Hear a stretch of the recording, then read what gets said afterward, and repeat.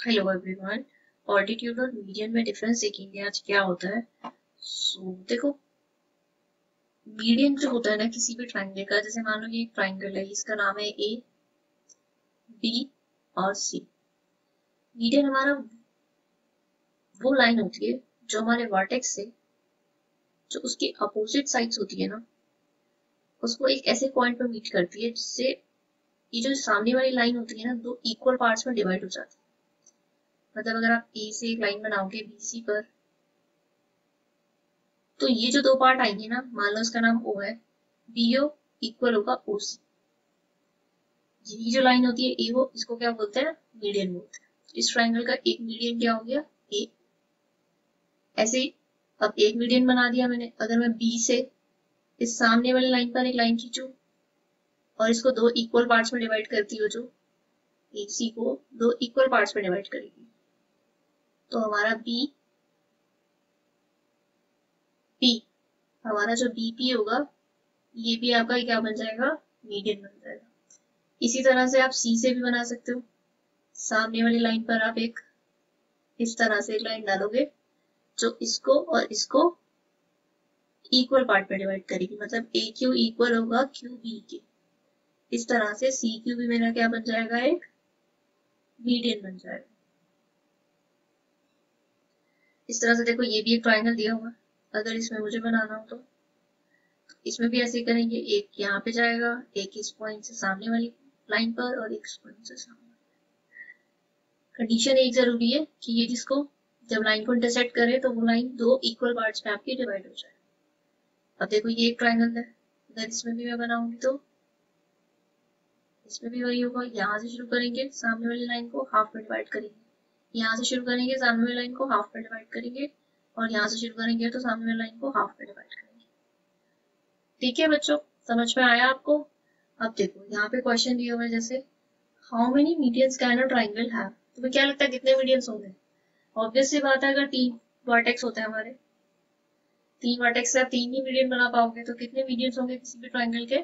तीन मीडियंस।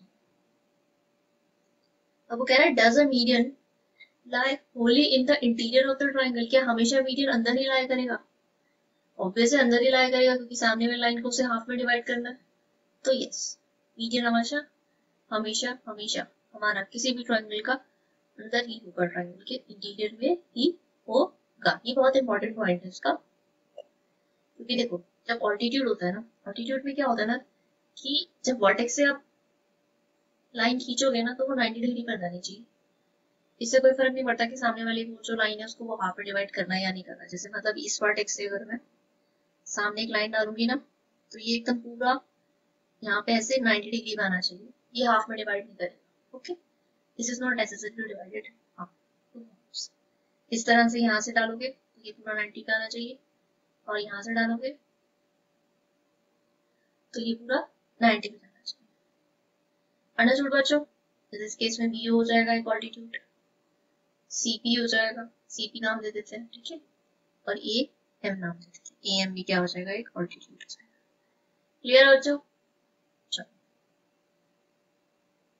अब देखो, ये तो था मेरा एक्यूट एंगल के केस में मैंने बना लिया ऑल्टीट्यूड, ठीक है।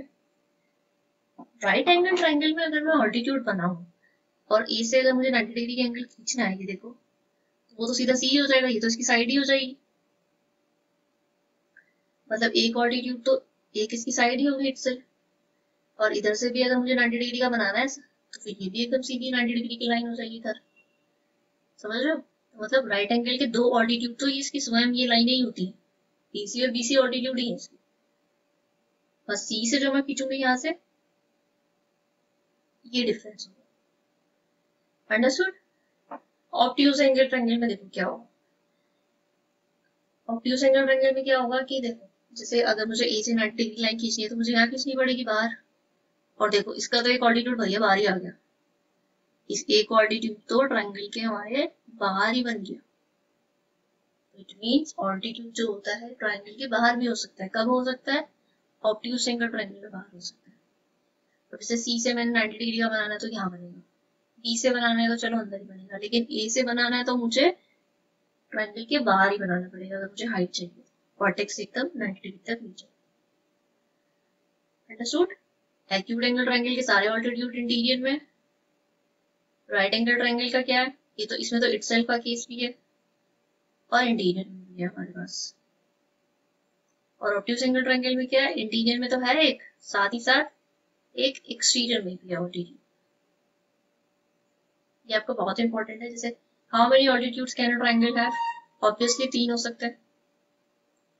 Will an altitude always lie in the interior of a triangle? नहीं, जरूरी नहीं है। क्यों? क्योंकि ऑब्ट्यूज एंगल ट्रायंगल में क्या होता है, हमारा जो ऑल्टीट्यूड होता है वो एक्सटीरियर में होता है। ये आप ऐसे इसको लिख सकते हो, ठीक है। नेक्स्ट है, can you think of a triangle in which two altitudes of the triangle are two of its sides? ये जो मैंने अभी बताया था, right angle triangle. Right angle triangle में 2 ऑल्टीट्यूड इसके क्या होते हैं? इसकी खुद की साइड्स होती है। Right angle. अब नेक्स्ट है क्या कह रहा है कि एक और क्वेश्चन है इसका अलग से, इसी कॉन्सेप्ट बेस से। Can the altitude and median of be the same for a triangle? क्या ये सेम भी हो सकता है? हाँ। अगर आपका ट्रायंगल इक्विलेटरल ट्रायंगल है ना बच्चों, इक्विलेटरल ट्रायंगल के केस में हमारे पास क्या होता है ना, ऑल्टीट्यूड और मीडियन सेम होते हैं। क्योंकि देखो बीई से जब आप खींचोगे ना 90 डिग्री, तो ये आपस में ना इसको हाफ में ही डिवाइड करेगा।